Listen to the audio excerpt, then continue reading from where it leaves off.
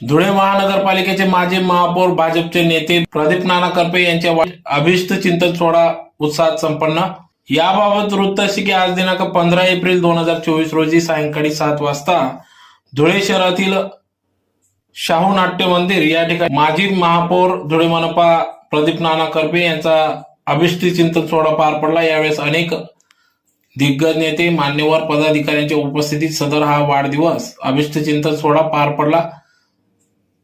तर यावेळेस नागरिकांच्या वतीने त्यांना पुढील धुळे शहराचे आमदार व्हावे असे देखील शुभेच्छा या ठिकाणी दिल्या, ज्यात प्रामुख्याने आमदार खासदारकीच्या निवडणुकीपेक्षा नगरसेवक पदाची निवडणूक जिंकणं महाकठीण काम, लोकांशी सातत्याने संपर्क, सर्वांना खुश ठेवणं, वार्डाचा विकास करणं, रात्रंदिवस कार्यतत्पर असणारे माजी महापौर प्रदीप नाना करपे हे नागरिकांसाठी अहोरात्र कार्य करीत असतात।